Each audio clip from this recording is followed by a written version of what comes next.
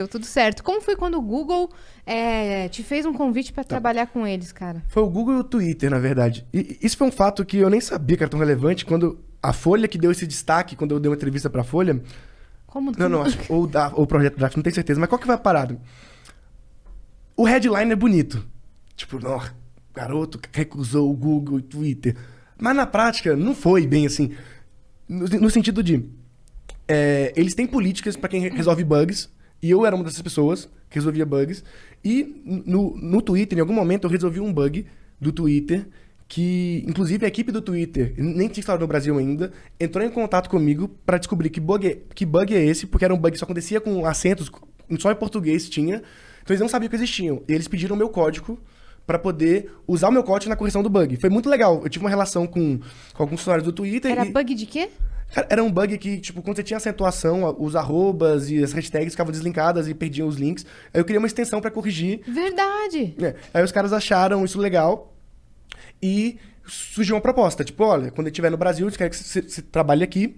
E o Google tinha sido um pouco antes, por causa dessa época de bugs também. Mas os headhunters sempre procuram talentos. E eu só não continuei. Não é que eu falei, não quero. Eu só...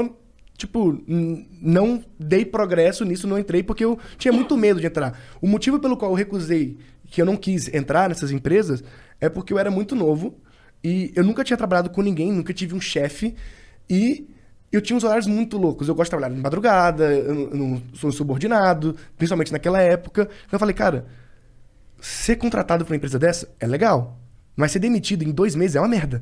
Então eu tinha muito medo de ser demitido, essa é real, porque eu falei, cara... E eu não achava que eu era tão bom assim. Eu tinha muita, sei lá, síndrome do impostor. Eu falei, cara, meus códigos não são tão bons assim, não sou tão bom programador. Quando eles me contratarem, eles vão descobrir isso. Sou muito novo. Exato. E a galera fala assim, recusou uma empresa na Google e Twitter. Pô, os caras têm dezenas de milhares de funcionários. Eu não ia entrar como um diretor, eu ia entrar como um estagiário. E aí eu tinha muito medo também de ser só mais um. Porque eu sempre quis fazer as minhas ideias. E aí, lá dentro, eu estaria trabalhando para a ideia dos outros. Eu só fazia ideia dos outros em freelas para financiar para fazer minhas ideias. E eu não queria ter um emprego, eu nunca quis ter um emprego. Não porque eu não preciso de um emprego, não precisava de dinheiro, mas é que naquela época eu não precisava. Tipo, eu era adolescente, então literalmente eu tinha muito na minha cabeça. O momento que eu tenho para poder fazer o que eu quiser sem ganhar um centavo é agora. Porque quando eu ficar mais velho, tiver responsabilidade, tiver família, tiver filho e tudo, eu não vou poder me dar o luxo de seguir esse caminho.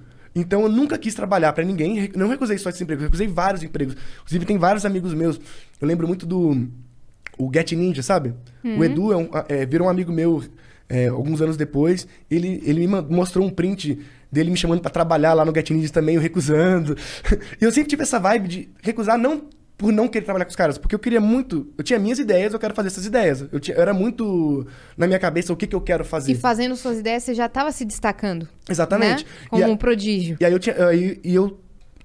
eu tive o estalo mental assim, que eu sei que eu não sou o melhor programador do mundo, nem quero ser, porque eu nunca quis ser programador, eu queria fazer minhas coisas. Aí eu descobri que para fazer minhas coisas, eu precisava programar.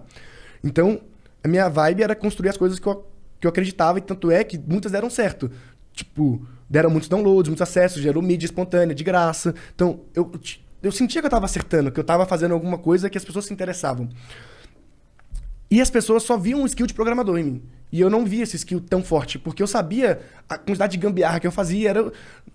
Depois eu descobri que todo programador é assim. Mas na época, como eu não conhecia tantos programadores... Você aprendeu sozinho no seu quarto? Exatamente. Eu tinha muita insegurança sobre meu skill de programador, porque todo mundo falava assim, nossa, o João é um bom programador. E eu não me via como programador, porque eu não me via no futuro sendo programador ainda. Eu sabia que eu estava programador. Pra mim, programação, todo mundo devia aprender, é muito foda. Até pra você, o pensamento lógico que ela te ajuda a te desenvolver é muito bom. Mas eu não queria ficar programando pra sempre, eu queria construir coisas. Eu sempre me via construindo alguma coisa. Porque era o que me dava tesão. Tipo assim, eu tinha muito mais tesão de ver a galera falando que baixou o aplicativo e achou da hora do que ficar horas programando. Enquanto eu tenho muitos amigos programadores que o tesão dos caras é ficar horas programando. Os caras realmente gostam, o tempo livre deles, eles estudam programação, eles programam o dia inteiro, e depois, do hobby deles também é programar. Eu nunca fui esse cara. Eu sempre fui o cara que queria fazer alguma coisa. Então, jogar o projeto pro mundo. Aí, eu não me via trabalhando em lugar nenhum, e foi uma decisão que parece louca, mas deu certo. Então... E como eu era prodígio, eu perdi o raciocínio. Gente, é difícil. Não, pode continuar. O TDAH é foda. Mas quando como eu era prodígio, eu sabia que todos os destaques e portas que eu tava abrindo era muito pelo fator de eu ter 16 anos naquela época. Então, tipo, tenho 16 anos, isso é um diferencial. Porque eu percebia isso porque ninguém fechava a porta na minha cara. Ninguém fecha a porta na cara de um garoto sonhador e que... Eu via muito que as pessoas que eu abordava gostavam muito de mim e queriam que eu fosse filho delas. Tipo, uma coisa assim, pô, eu queria muito que meu filho fosse assim. Então, eu mandava e-mail pra CEO de empresa e eles me respondiam. Tipo, eu conseguia falar com o Jorge Paulo Lema, sabe? Mandando um e-mail. Caramba. Você pegava no afetivo, né? Mas não era... Hoje eu tenho essa visão, mas na época não era tão claro assim, mas eu sabia que era um diferencial pra eu ser jovem, porque quando eu conto minha história, pô, sou jovem, sou programador, tô criando uma parada, todo mundo fala assim, pô, legal, me dá um tempo pra... Por mais que não saísse nada, eu conseguia marcar uma reunião. Atenção. E eu achava que todo mundo conseguia. Aí depois eu fui percebendo que não, as pessoas, não é tão fácil assim falar com tantos CEOs, tantas pessoas. E eu falei, cara, eu preciso usar isso, porque quando eu tiver... Tipo, 25 anos, que é a idade que eu tenho hoje, eu não vou ter um diferencial mais por ser jovem, porque eu sou só mais um profissional. E aí, eu tive uma conversa com a minha mãe é professora de português, e é pastora também, muito louco. E eu falei, mãe, eu vou largar a escola. Quando eu mudei pra São Paulo, eu larguei a escola. Isso eu não sabia. Eu nunca completei o ensino médio, pouca gente sabe. Algumas pessoas sabem, mas por que eu não completei o ensino médio? Porque eu falei, mãe, eu tenho esse ano e o próximo de oportunidades que nunca mais vão ter, porque eu não vou ter 16 anos pra sempre. Se tudo der errado, eu posso voltar, ir pra escola, perdi 2 anos, então, tipo, vou me formar 2 anos mais tarde, tá tudo certo, vou virar estagiário, tá tudo bem. Se der certo, é a oportunidade única, que eu nunca mais vou ter. Então, era muito claro pra mim que ser um prodígio era uma...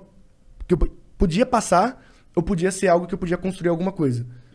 E aí minha mãe, sei lá como, louca, aceitou. Eu já era emancipado, mas ela sempre apoiou nesse sentido. E é isso. E aí foi isso.